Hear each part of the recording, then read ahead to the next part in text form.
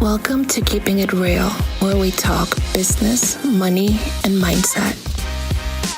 What is up, everybody? Welcome to the first episode of the Keeping It Real podcast. And to start off the first episode, I wanted to bring a special guest because he's actually one of the person that inspired me to make a podcast. When I did a YouTube video with him, I realized that I have a lot of good people in my network and they can provide a lot of value to the people in my audience. So that's why I he was one of the person that really made me consider starting a podcast. So I had to bring him back. And even the YouTube videos we made, people loved it. To this day, people still say, they quote you sometimes. They're like, oh, I learned this from Mack about the, adding velocity to your time or whatever. So I'm just excited to hear what you're going to say today and just the value you're going to bring.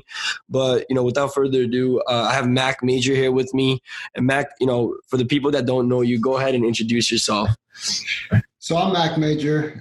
First and foremost, I want to thank you for having me on your podcast. I really enjoyed the time that we spent when we talked on your YouTube video. Right. And I've had so many people that have come to me to say, hey, you know what?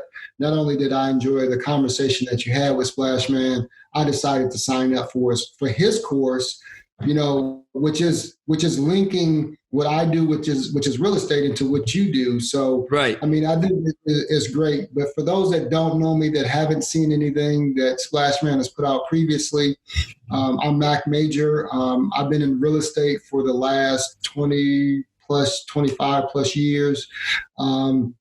Every aspect of real estate, from flipping properties to wholesaling properties. My main business right now is lending and educating people on how to do real estate and do it right. And that's the main goal right here. A lot of people are like, well, why are you in this space of education? And the main reason I'm in it, to be honest, Flash Man, is because I see so many people making so many mistakes. Right. Don't get me wrong. I want people to make money, but I want to keep people from making mistakes. And those mistakes actually cost you money. So I see a lot of people, and I think there's a lot of good people out there that are pushing programs and teaching and learning, because I think that's the key to success. And right. So for me, to connect the dots for people. And so a lot of people, they come well-studied. Some people come well-studied and some people don't. And so those people who are well-studied, I want to make sure that they're further educated. Right. But also at the same time, you can learn things the wrong way as well, Right. And so it's making sure, and I don't want to knock anybody's methodology of teaching. I just want to make sure that I challenge those people to look at a different view. So they may have taught something, and it doesn't mean that what they were taught was incorrect. It's just that somebody may have a different perspective. Like you and I may look at a painting, and you may see something in that painting. It's like one of those pictures that are illusions. You might see an hourglass, and I might see a bottle of wine or a woman or something else different than what you see. Is your opinion wrong? No. Is my opinion wrong? No. It's just what you see and how you're able to decipher that information. And so if you have a good perspective on that information, maybe it can actually give you a more open mind when you actually can see both and maybe incorporate it or do something that's better out of it. So, like I said, that's Mack Major and how my mind works. I introduce myself and tell you, bottom line is that what I do is simple, but my mind works in very complex, methods to actually make sure that I deliver to the audience what they need. And sometimes I'm hoping that I deliver that to them. But sometimes it may be more, it's not just a yes or no. It's just not a yes or no answer. Right. I have to know all the details for me to be able to properly give you an answer. So 100%. Something I like that you pointed out was the educational part, like why you got into it. And I think, something that I've been telling people to invest in themselves, learn from someone who's already done it, right? Yeah. For a while now. But I think people didn't really take me as seriously as when you said it, when I said, here's someone who has experience for over 25 in real estate, and he's saying the same thing, you should probably listen to him. And it's honestly, I look at it as one of the greatest life hacks, because even you point out, you will lose money and we lose a lot of time and energy. Why just not skip that and just, put all that like money in the beginning, just pay someone, right? And it's just, it's just common sense. That's how I see it. I see it. Yeah, and so a lot of people are like, well, I don't have the money. Well, a long time for the younger people, you may not understand that back in the day when my mom actually bought my school clothes, or she bought with me the things we have in our house, there was what they call layaway. And layaway, and I don't know if you know what layaway is. Do you know what layaway is? That is. So basically, layaway is basically a payment plan. You know what I'm saying? So and so that's what it is. That's how, people are like, okay, for, 5 installments of $9.95, you can have XYZ. And so that's what layaway was back in the day. That's the way that we were actually able to have. My mom didn't have, $200 to go drop on some school clothes. She actually, pick them out at the beginning of summer, pick it out at the beginning of summer and then pay for it throughout the course of the summer. So when school started, I would have my clothes. Right.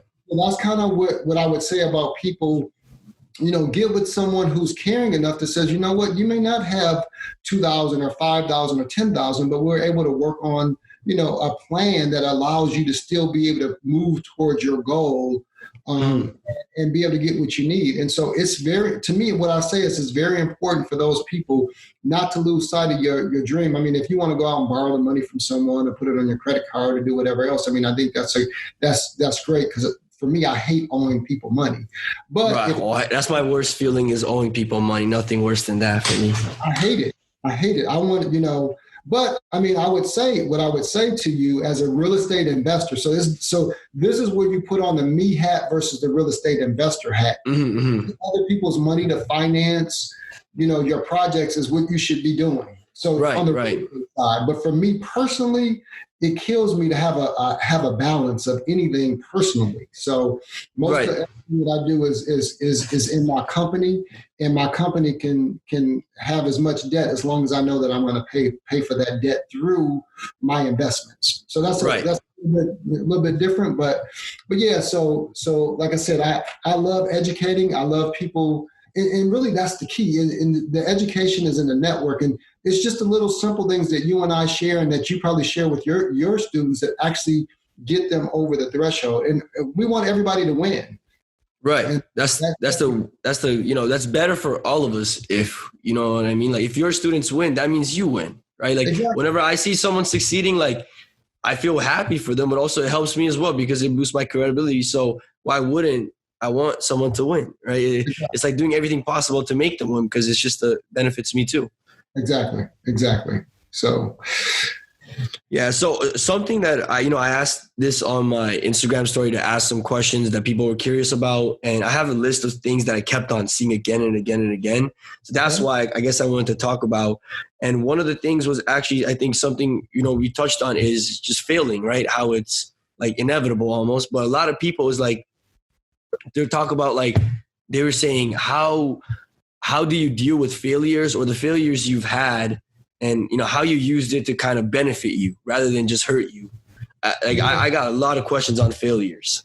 Yeah. So one of the things that, when we started talking today, when you called me, one of the biggest things that you do is, like, I woke up yesterday morning, which was Monday morning, and so of course I'm on West Coast time, and I had a slew of emails that came through that was different from what I thought last week. And when I say that, you wake up and you think that you're going to wake up and you're going to start your routine like you always do. And there was everything that I woke up to was my routine not starting out any way like I thought it was going to. Right. Which on a Monday morning, coming off a decent weekend, you feel like you're defeated right off the bat. I mean, there were several people who wanted to get loans, that there was a certain criteria that was set up for, as long as you do X, Y, Z, you're going to get to A. You know what I'm saying? And so for me, they had changed it up, and they were like, no, it's LMN. And I'm like, well, wait a minute. I thought we were at X, Y, Z. I'm thinking that the next steps is, and they're like, no, we went back. And so it makes you have to do more work. Now you have to contact other people. And so failure is those setbacks. And those setbacks actually teach you how to be resilient, how to be resourceful, not because you feel like, damn, I got to start from scratch again. And that what that does is that stops you and that stops everybody else in that train. If you can imagine, everybody along that path of that journey is now being interrupted, disrupted. There was people who were thinking that tomorrow I'm going to get paid, and now my bills are due. I'm looking at foreclosure. I'm looking at putting food on the table. I'm looking at all of these things. So there's a chain of events that doesn't happen that totally derails everybody. Mm-hmm. And what it does is it teaches you how to be more resourceful. It teaches you what mistakes did I make? How can I make sure that I don't put myself in that position ever again? And so this pandemic that's coming has hit us. And a lot of things that I put out on Instagram lately is like, you feel like you got the smackdown put on you. I mean, you feel like you've literally gotten your butt kicked by this pandemic, because everything that you had set out to do is now turned upside down on its head. And so most people, you have to make sure that when I talk about multiple streams of income and you talk about putting a plan together, that you have to make sure that in good times and bad times that you have something that the mass or the public needs. Not only, so there's things that people want and there's things that people need. And so you want to make sure that somewhat that's one and the same if you can. And that ensures that you can weather the storms. Is if it's only discretionary income, most people, if you look at the reports, like retail shopping, gasoline, I mean, don't get me wrong, for most people need gasoline, but everything during this pandemic has dropped significantly. Right. So anything that's discretionary income is going to get dropped. And so for me, this is where we talk about education. Education is not discretionary. It's essential for survival. You know what I'm saying? It's essential. It's just almost like the hospitals have to be open. And so a lot of times what happens is you hear about airlines getting bailouts and banks getting bailouts. You never heard about a hospital getting a bailout. You know what I'm saying? Right. And when I say that, those things that people have to show up for constantly, you need to invest in those types of things that no matter what, people have to have them. And so to me, those are the things that should be getting bailouts. Those things that are essential. Airlines, you don't have to fly. You know, right. Fly. You don't have to. I mean, is your money in the bank? Yeah. But a bank holds your money, and actually banks make more money off of your money than you make off of your money. Way more money. And those are non-essential. Those are really non-essential things that should not be getting bailouts. The medical industry should be getting them. So like if you invest in medical stuff or whatever else, I mean, you got to be smart about what you invest in, but failure comes with almost everything that you're doing when you're pushing the envelope, when you're trying to do things that most people aren't going to do. Right. A pioneer. Most of the richest people in the world have made horrible mistakes. And those mistakes, you hear about, the Gates, Bill Gates, he didn't finish college. I mean, people, they make mistakes. They don't always succeed at what they do. And I'm not, to be honest, I'm not by any means a Trump supporter, but he's made so many failures that he's the freaking president of the United States. How can someone make so many mistakes in business and relationships and all the rest of it, and they still make it? And so what I would say to you with that is that you can rebound from your mistakes, and it's just having experience and not letting that deter you. Yesterday, like I said, I felt a little bit defeated based on all of the things that went on, but I still made sure that I ate properly. I still made sure that I worked out. I still made sure that I did everything that I would normally do in a typical day, because I can't let one thing break me. Right, don't get me wrong, I had several things that tried to break me yesterday when I woke up, but you never stop.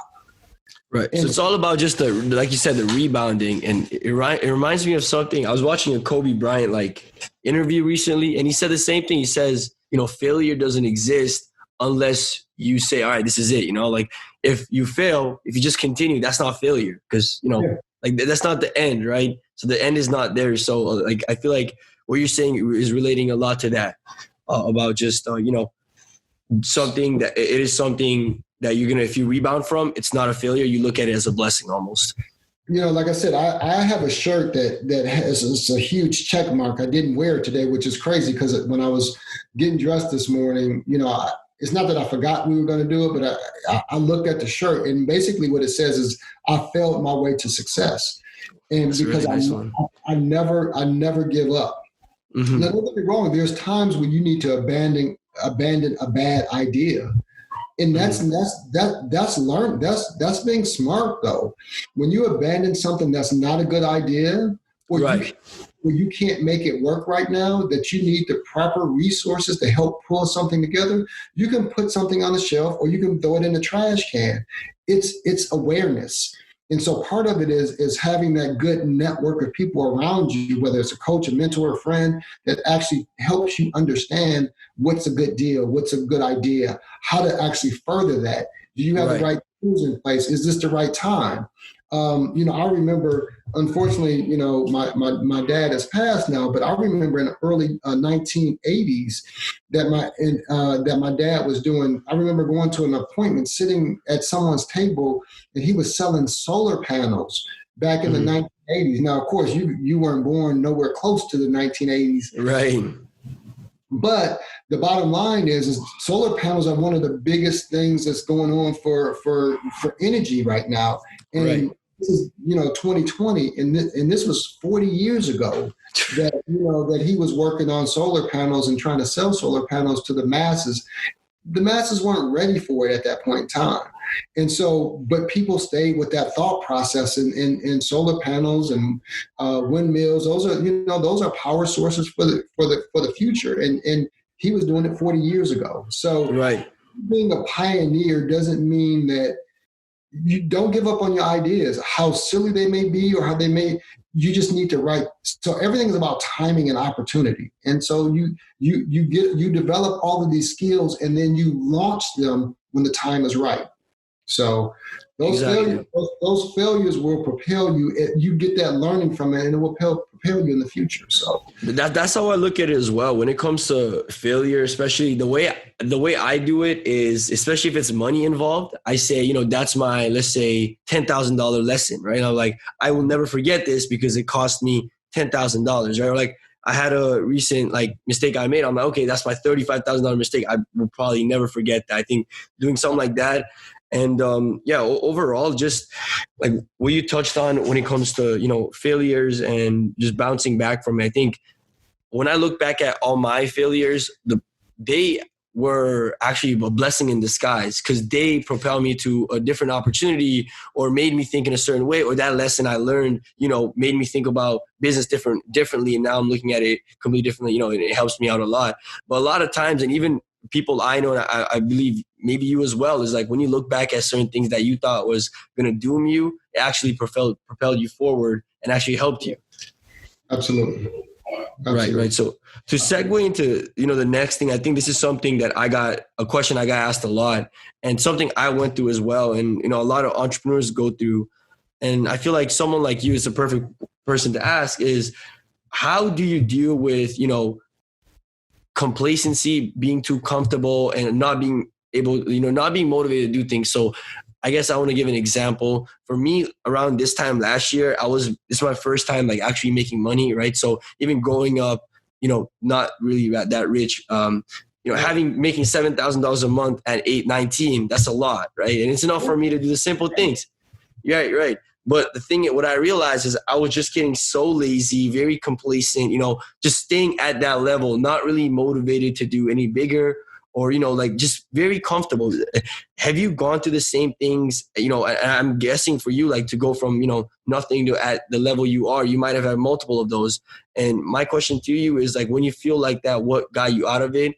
Or, the things that, I guess, if you have any stories for that or anything like that. So what I would say is, a lot of people think that it's always been easy, and I can tell you that it hasn't been easy. It's been very difficult. It's been very, very difficult, and the reason it's been difficult is because you never want to slide backwards. Mm-hmm. Sliding backwards is like the worst possible thing ever that can happen because you have a ton of people that are depending on you.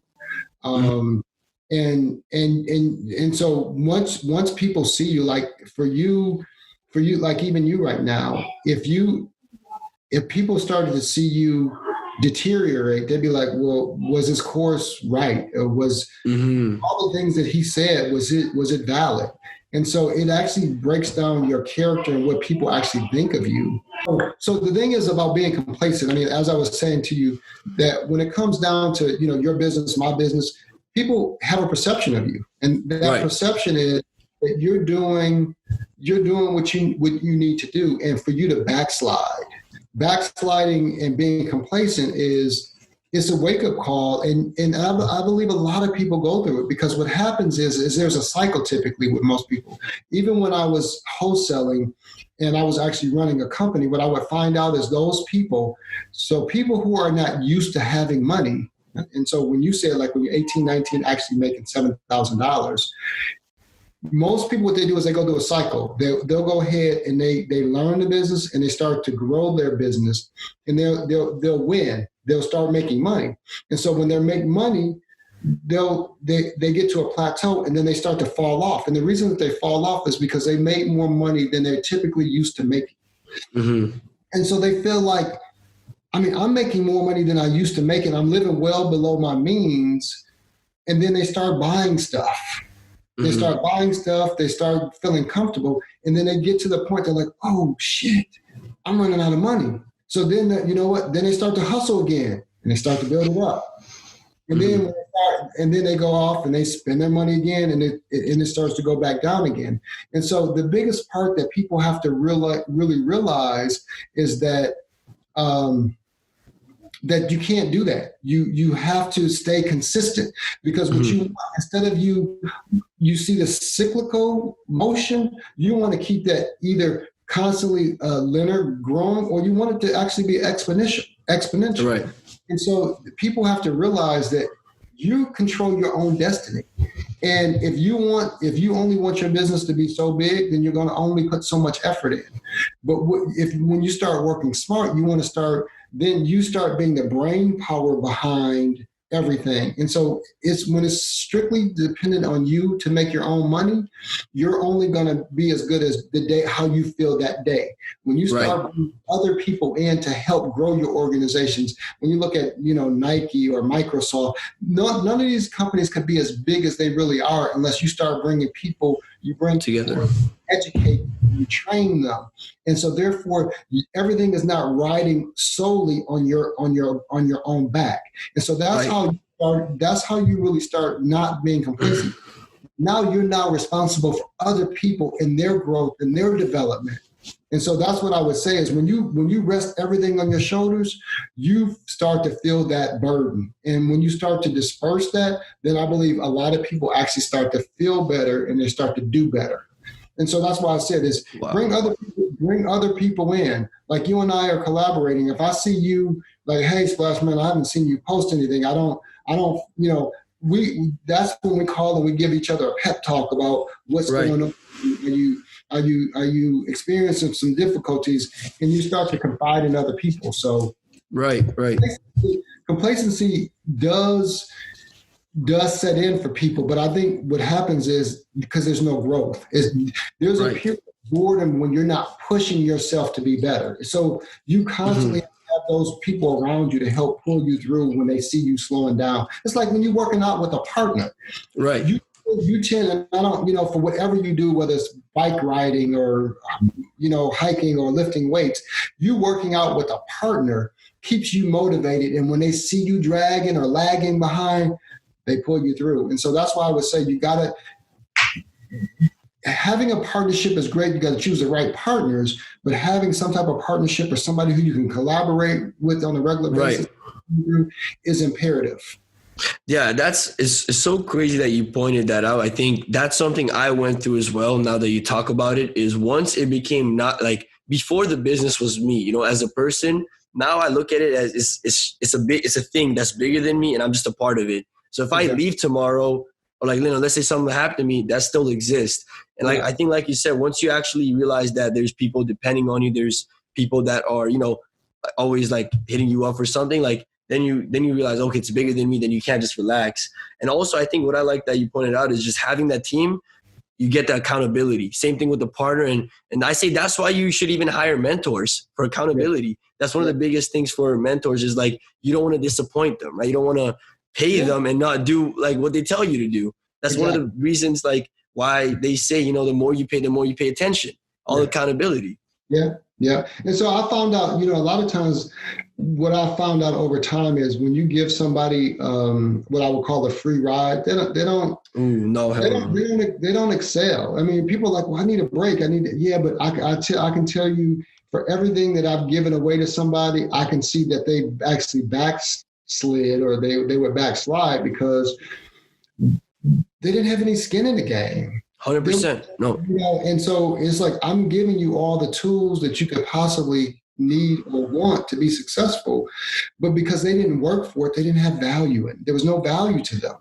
100%. As people are like, you know, even now, I would say in this market right now, there's people who have invested in properties that are somewhat in bad shape right now. And the reason they're in bad shape because they made a lot of mistakes along the way. And this is, like I said, this is one of the reasons that I'll try to educate people. They made a lot of mistakes along the way, and they still don't want to forfeit the property. And the reason that they don't, it's probably in their best interest right now to forfeit their property because it's a losing battle right now. Mm-hmm. But their pride of, I want to get something out of this, is still there. And don't get me wrong, I believe that, and they should finish what they started, but they have to realize, and I believe, and I am encouraging them to try to sell that property, because them selling that property at least gives them that sense that I didn't fail. But also at the same time, them failing shows them at the same time all of the mistakes that they made. So they may come out of. So the thing is having that false sense of, I didn't fail because I sold this property, even though I may have lost $30,000. Mm-hmm. And so a lot of times they're like, and so in everybody's eyes, they're like, oh, you bought a property and you actually, I went to a closing and I sold it. So I want them to go over that threshold that yes, they sold the property, but I don't want them to get lost in the fact that in them selling that property, they lost $30,000. Right. You know, sometimes people hide behind what they believe is perception versus what's reality. Right. Perception, I'm successful because I flipped this property. In reality, they flipped the property and they lost $30,000 in the process of flipping the property. Mm-hmm. And so now, you know, they're going out and, you know, like, oh man, you were able to, you know, I've always wanted to flip a property and get in and do that. So now they're out there helping other people making the same stupid ass mistakes that they made. It's so funny that's so funny because it's the same thing in the online industry. I know so many people that'll say I made $100,000 for a screenshot on their phone that says they made $100,000, but no one knows that they spent $120,000 to make that. And it is so crazy that, like, you know, there's people out there that do that. And I also, another thing I like, you know, I say is like, when you start lying to yourself and like not accepting for what, you know, reality for what it is, like that's when you're just lost. Like that's when you're done because you're lying to yourself, the one person you should never lie to. Exactly. You know, so the crazy thing is Keyshawn sent me something the other day, and it was a series, and I don't really know, and I apologize for not knowing, but he sent me this series on truth. Peace and truth, and I don't know if it's something that you know that you gave him, or you know, Keyshawn does a lot of stuff, but you know, looks up a lot of stuff. But basically, it was like, you know, you can't really be at peace unless you speak the truth, because the truth will, regardless if you like it or you don't like it, it is what it is. And and a lot of and when I was in corporate America, my boss hated when I said it is what it is. And, you know, some people try to make things into what they're not, but the bottom line is this person or this thing or this situation is what it is. It's not that. It's how do we get out of it? Right. You can't fix something if you're not aware of it. Yeah. And, you know, so this thing is what it is. So how do we deal with it now? You know what I'm saying? And so doesn't mean that you have to change, doesn't mean that I have to change. It just means that we have to both recognize that this situation, you are the person you are, or I am the person I am. This is how I see things. And we can agree to disagree on whatever it is, but this red shirt is a red shirt. Now, you may be colorblind and see it as a different thing, but to me and most other people, this is a red shirt. It's a red shirt, right. But I just, so for me, I think you have to be true to yourself. And then once you're true to yourself, then you can start to really go out and influence other people, or you can start navigating your process, understanding that these are my values, these are my morals. So one of the things, that I think that the problem with a lot of people is that people aren't true to themselves, and then they go out and they're representative. They want to be this person. They want to be caring. They want to be this. They want to be that, and they're not. And so if nobody really knows the real you, when I'm communicating with you and you're giving me answers or responses back, that's what I want to hear, or what to get what you want. Right. We're never gonna really get to where we really need to be, because nobody's being real with each other. Right. Authenticity is so key. I realized that recently, how big authenticity is when it comes to business, when it comes to, I think, even like branding yourself. So even like recently, I'm like, I'm just going to be me, or like try things that's me. And it's just been working better than if it's, me copying someone, or me trying to, or whatever. Yeah. And there's a lot of people out there. And so for me, one of the biggest things that kills me is like, honestly, my following on IG is, I got 5,000 followers.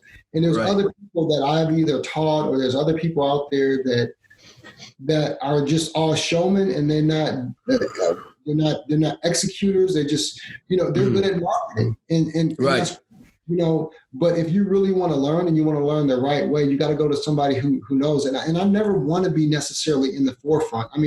Anybody that knows me, don't get me wrong. Yeah, my wife is on a TV show, and yes, I've been, I'm on Instagram and all that, but I'm on it for the reason that I really want people to know who I am, so I can help them, and not necessarily to gain. Potentially, could I gain financially off of it? Yes, but I'm hoping that I'm giving more than I'm receiving. Right. You know what I'm saying? Because if I can educate these people and they can change their lives, the small amount of money that I may take in from helping them should far outweigh what they make off of me. And I'm hoping, 100%. And I'm hoping that's what happens. And just showing somebody, because for me, when you know better, you do better. And that's really what I'm after, is letting these people really do better, because they don't know better.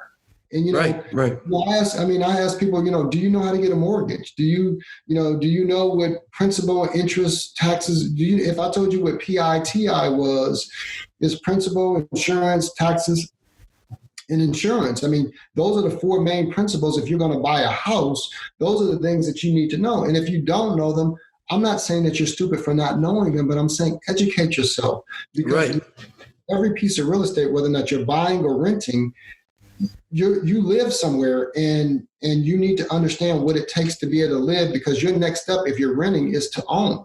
Now, other people might say in the industry, it's like, well, no, you need to stay as liquid as you can, and not actually buy. But for me, I'm saying real estate is one of the assets that I feel like everybody should have.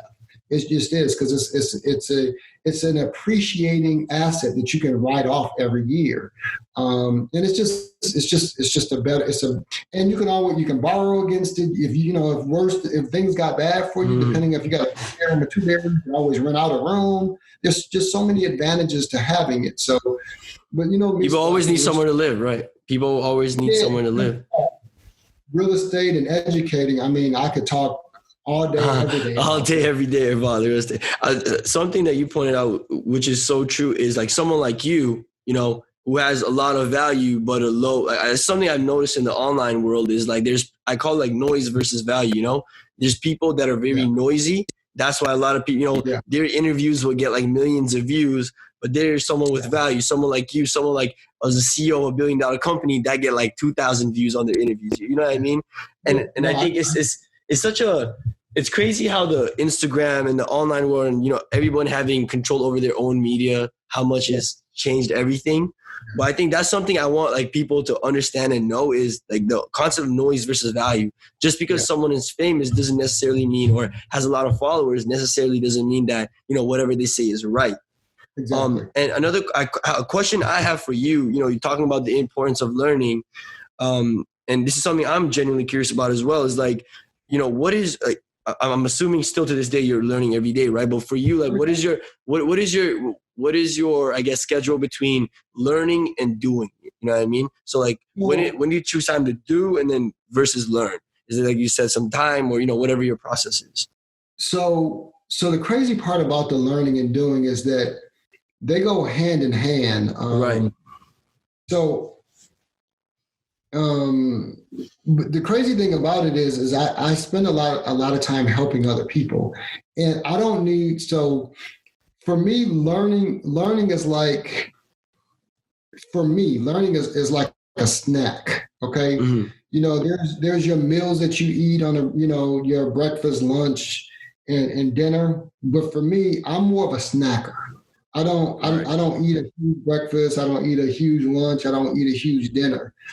I snack all throughout, do my day. Now, don't get me wrong. I eat. So if you talk about it, I eat power snacks, though. You know what I'm saying? Mm-hmm. So I'm learning those power things because when you have so many things, your day is so full. My calendar is full. It's like if you don't have a full day worth of things on your calendar, your calendar better be filled with either education or work instead of a lot, or not have one. And so my day is so busy, I got to power learn. And so in between, like if somebody brings up something that I'm like, there's a new concept, or they're doing something that's different from what I would do, I'm like, okay, well, let me look into that. Let me see what their methodology is or whatever else. And let me see if there's something that I can incorporate or that I need to understand about what they're doing to better add value to what I'm already doing. Or, you know what? I'm not saying that that's a bad method, but that may be an outdated method, or what's going on. Like the industry right now, people ask me, well, Mack, should I buy property now? Should I buy stock right now? And I'm like, listen, I can't tell you what you need to do for you. I can tell you what I would do and why I would do it. And then they may come with the theory, like for me, I think people right now should do more buying holds versus buying properties, unless they're going to buy them at a steep discount now because the market is probably going to drop. I would tell people to buy a note right now versus buying a brand new property and trying to get financing, because the probability of them trying to get financing right now probably won't happen because the market is in flux, it's on standstill. So, when you say, when do I learn every day. So that's first and foremost. I learned something new. Like I said, Keyshawn sent me something about truth. I mean, so it's, and there's other modules that go along with just constant learning. And when you say learning is more, it can be more about you, or it can be more about the external market. You constantly want to know more about you and where you stand when you talk about complacency. What's your drive? What's your passion? So you learn about you and you learn about the outside world, and you learn how these things fit together and intermingle with each other, because it sets your path. And one of the things that I would always say too is, as I've gotten older, I judge less. I judge people less. I don't say that your methodology is right. I don't say your methodology is wrong. It's your perspective on how you do it. Now, would I do it the same way? Not necessarily, but I don't judge you in what you have to do. People are like, oh, I don't like this person because I don't like, fundamentally, I may not like it. Even when I said, like, hey, you know what? I don't have anything against, Donald Trump theoretically. I mean, other than there's a whole slew of issues, but he's followed by people. People like him, they whatever else. So, but for me, I don't judge him. I just wouldn't support him. You know what I'm saying? And so, right. So that's where it comes down to. And I deal with a lot of people in this industry. There's a lot of people that some people like them and some people don't like them. And so those people are judging. Now they may say, well, Mac, why did you deal with this person? I'm like, well, that person is not necessarily a bad person. They may have either made decisions, or their view, how people view that person, may be bad, but that doesn't mean that person's a bad person, or there was no malice intent. So all I would say is when you start, and that's about learning, because all of this is about learning people. It's about learning processes. It's about learning more about yourself. I spend a lot of time studying people and processes and all the rest. You have to do that, because that's the only way that every day you have to deal with people who follow processes. And if you don't understand people or processes, you're gonna fall off the wagon, because you don't get it. Right. What are the business things that you are learning? So like you said, like even reading, so me, I like studying human psychology, just like you said, you like, studying people and processes. Are there other things that might not necessarily be like, your industry related in real estate or whatever, but that you still study up on or you learn about? I think the majority of what I really learn about is people and what drives people. Right. And so for me, and so when we talked about marketing and all the rest of it, it's like, I guess for me, man, it's, I look at what I get the most posts on. What I get most likes and stuff on my Instagram. And it's like, we've been trying to test out different things, and I might drop off an infogram that has 7 to 10 things on the infogram. Right. But theoretically, those people who really want to learn and understand real estate and so all of this isn't about real estate. It's about life. Even though I teach through real estate, there's so many things about life. Right. That you're going through it. And so I may drop 7 to 10 nuggets on one infogram that gives somebody, if you looked at my infograms every day, you could learn 7. Even if you didn't understand what it was, you could go look up those things and learn 7 to 10 things every day. It's like if you were learning a new language. Right. You learn one new word every day. By the time a course of a year goes by, you learn 365 words in some new language. Right. And so that actually gets you so much further ahead. And like if you were going to, I would say, a Spanish-speaking country, and you learned one word every day, you would know enough to at least be able to find out everything that you needed to know when you went to that country, at least by what. And so what I try to do is, so all of those things that actually drop nuggets for people to learn, I don't get likes. I don't get clicks. If I show a car or me on a jet ski or a house, then it skyrockets. The numbers just go off the chart. And it's like, wow, what's the value? What's the real value? Is it how I live my life, or is it how I can help for you to live a better life? Right. And it's so crazy. Yeah, right. It's so crazy that you even say that, right? I'm trying to do things to help out other people. And I'm trying to drop knowledge to help other people be successful. And nobody values that. It's like, well, what's Matt doing today? What cars is he driving? How's his house in Orlando? What's he doing in LA? Is he on a plane going on vacation, or is he on a plane going to work? Those are the things that are more intriguing to people.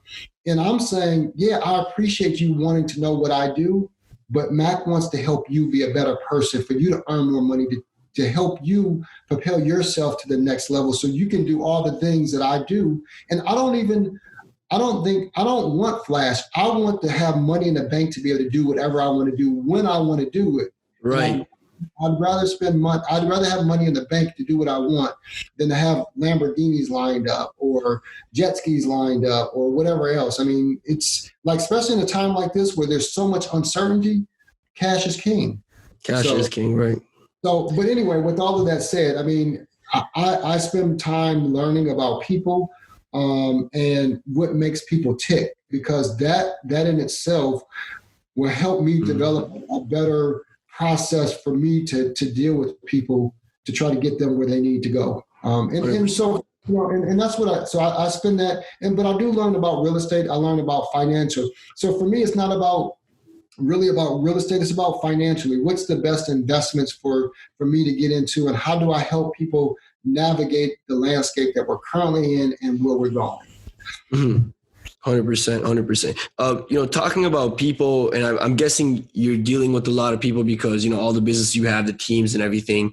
And even the question I get asked a lot is, tips on building a team, because even when I was building my team, I think that's something I was searching up everywhere, going through courses to learn. But I feel like that's one of the hardest things to do is like really, build a really, really solid team. So, do you have any advice for people when it comes to building a really solid team? Yeah, so you have to understand what are the things that is important to make your team work. And so, right.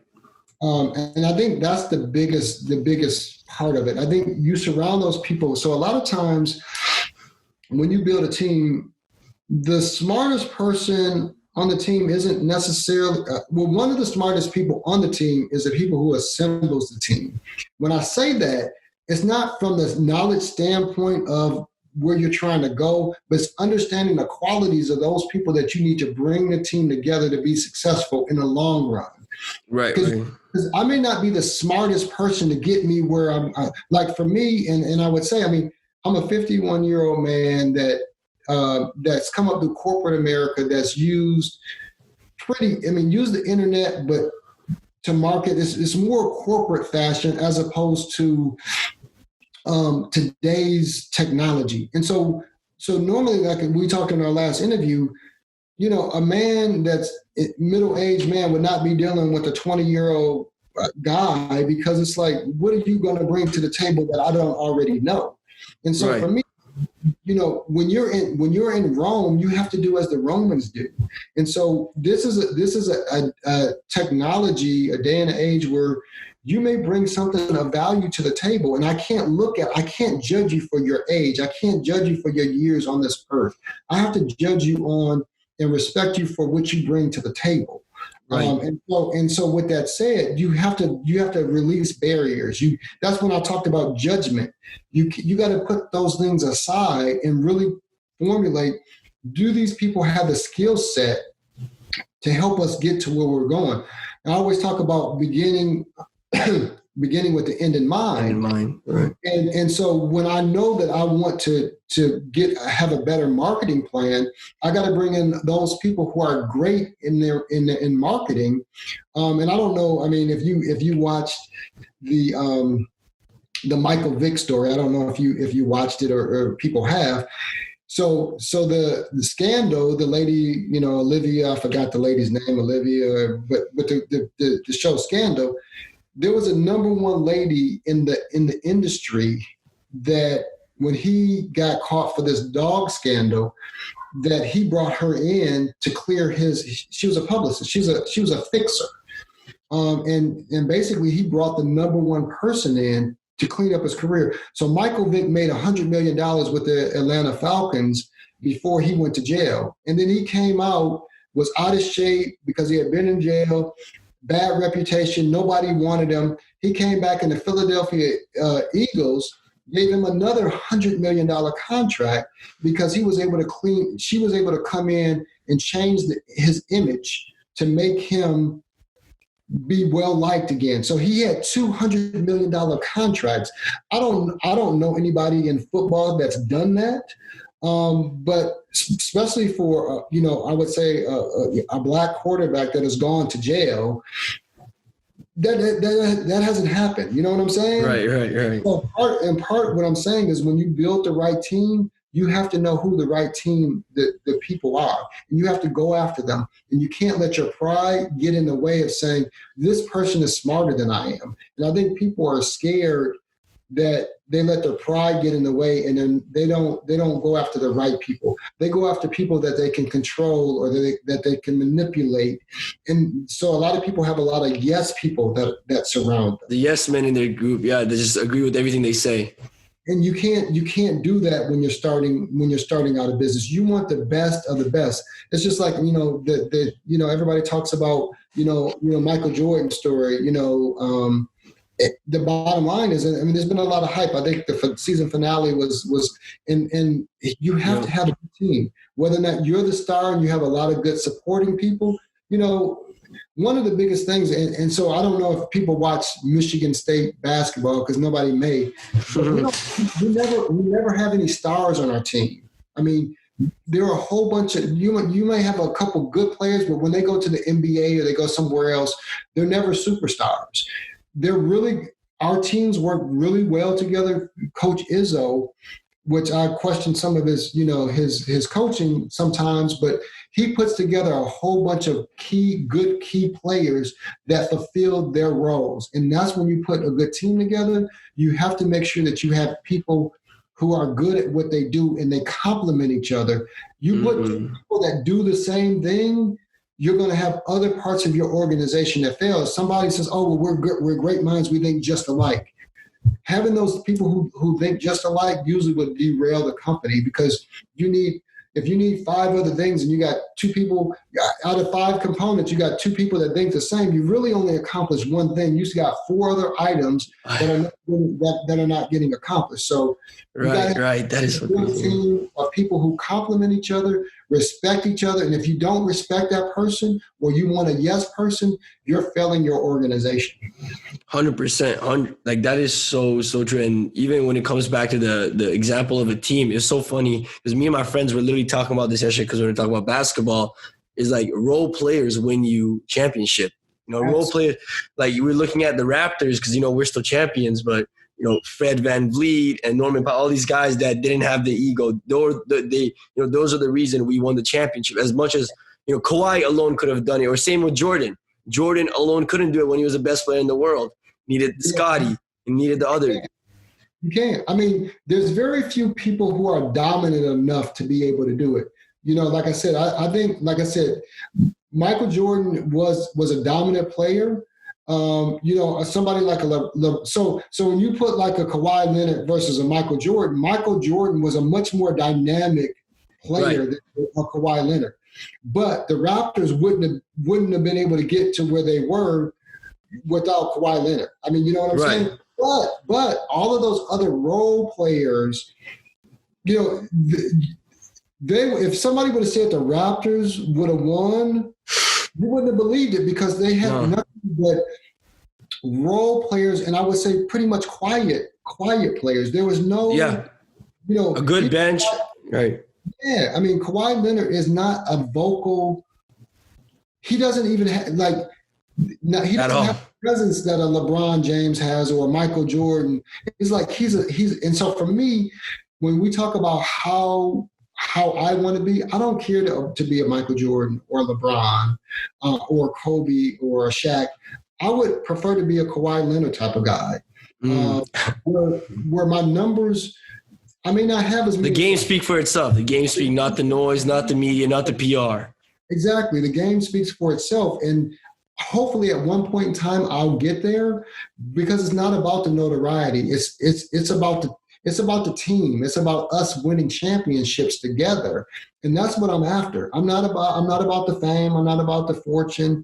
All of that come when we execute, and everybody has their role, and that's the key to it. And I think you and your buddies that were talking about it, everybody plays a role on the team, and those role players, the team wouldn't be what it is without them. Well, impossible, right? It's and that's something I've noticed with myself as well. Just having a team is the first is the yes men, not having too many yes men's. And even now with my team, I tell them, listen, like, if you think we can make it better, let me know. If you have soft, let me know. And I hired someone that, knows way more than me. And I even tell people, like, like you said, you want to be Kawhi Leonard. For me, I look at it as I want to be Phil Jackson. I want to be just managing like the stars, them doing their thing and still get the ring at the end of the day.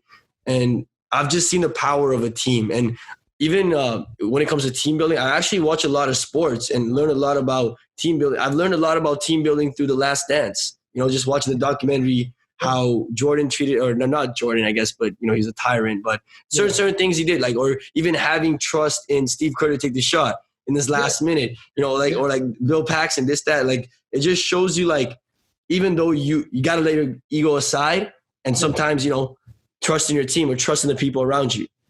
I mean, it's to me, it's like to me, when you talk about a decoy, I mean, you have to have enough. I remember, and I'm going to tell you, I learned when I was in 8th grade.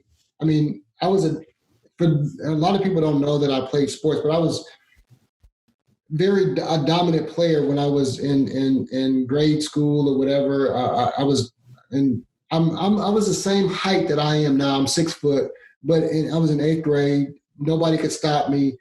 And we played against the best team in the league, a very traditional, I would say white Catholic school that nobody was a star. Nobody could jump high. Nobody could run fast. Nobody was an exceptional shooter, but we had a bunch of athletes. And so I remember our point guard, it was literally like 3 seconds left. I was triple teamed in the corner, took the shot, it went in, rattled out, but my point guard was driving to the basket. I mean, he was running to the basket, he had given me the ball, I was in the corner, all I had to do was throw it down underneath the basket for him to have a layup. But for me, it was like one of those things where I felt that it was very imperative for me to take this last shot because I had carried us the whole game. You know what I'm saying? And so it's like, it would have been the best thing ever if I could have taken the last shot and been successful.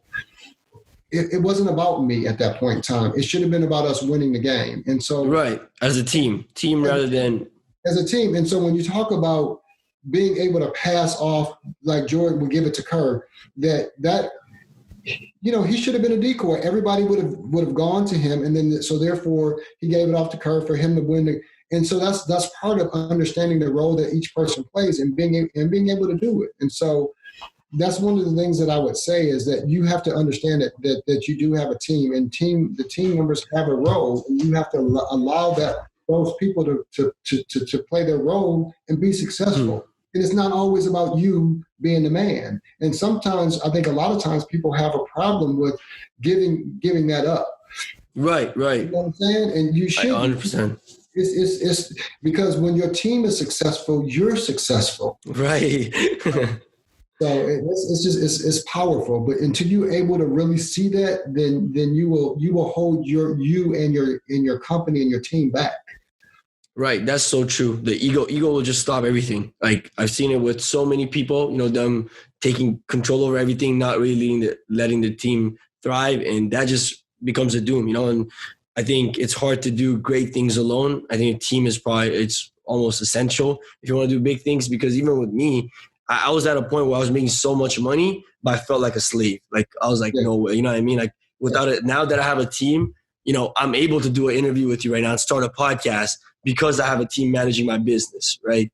So anyways, yeah, right. So before we end this podcast, it's been an amazing one so far. I think something I want to ask you, and something I've been really getting into, or something, I'm just a curious person when it comes to this thing. What are and I know martial arts is one of them for you, but what are the non-business things that you do that help you with business, right? Not directly, but indirectly. Yeah. So I think the thing, so as you mentioned, martial arts is a great release for me. It allows me to be in a zone where it's one of those things, if I'm thinking about business or I'm thinking about my kids or what conversation I had with this person or whatever, if I'm not totally in the moment, if you off daydreaming and you get a punch, hit you right in the face.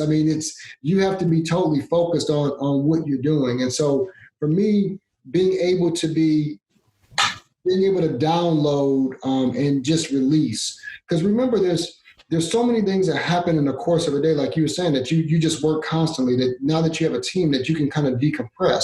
So you have to be able to do something that allows you to be able to decompress and just and not be on all the time. And so whether or not it's you meditating or doing yoga or going for a run or working out, you have to do something to keep not only, and I talked about it in one of my videos, not only do you have to keep your body together, but you have to keep your mind together.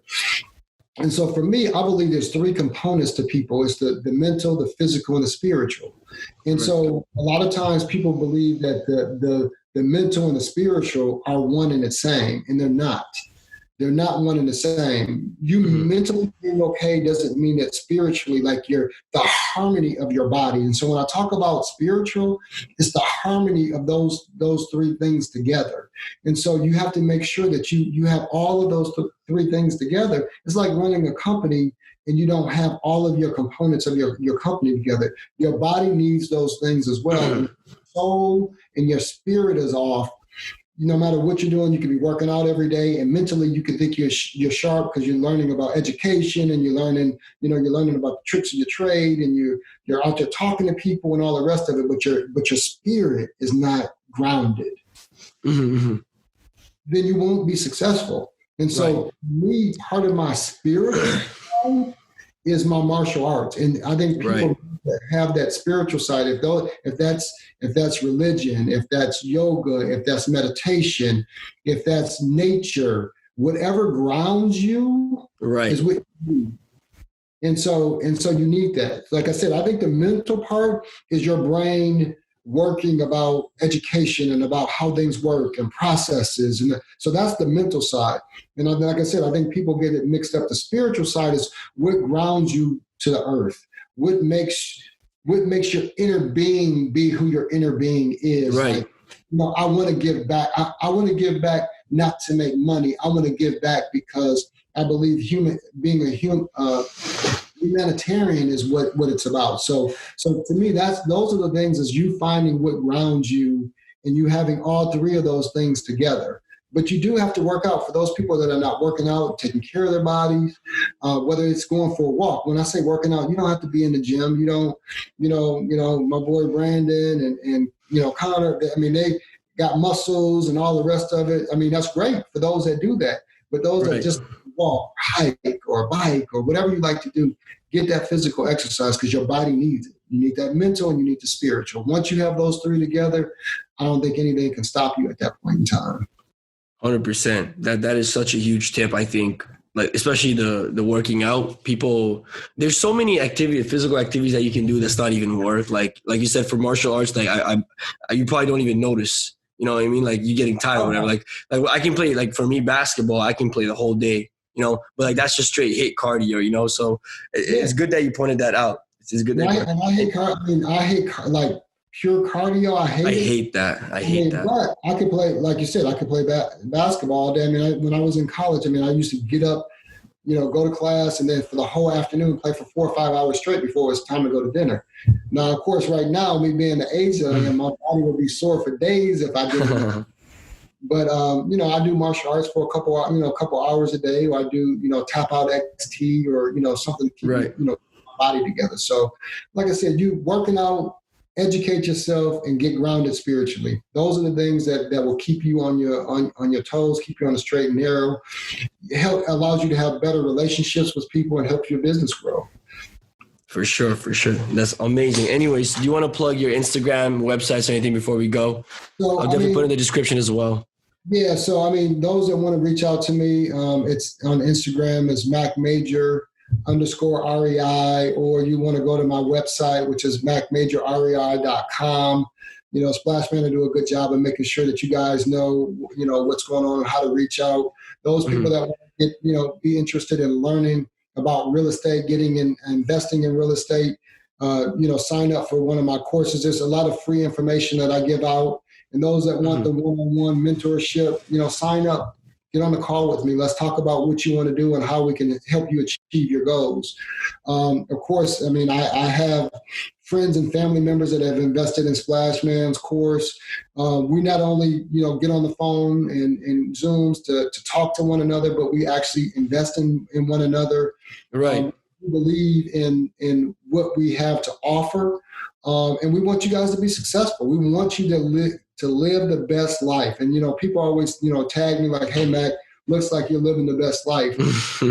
I only want the best for you. When I look at I look at you, Splashman, and I'm saying this young guy is living in downtown, in a high-rise building at his age, living his life at this age. And I couldn't be more proud of you and what you're doing. Thank you so much.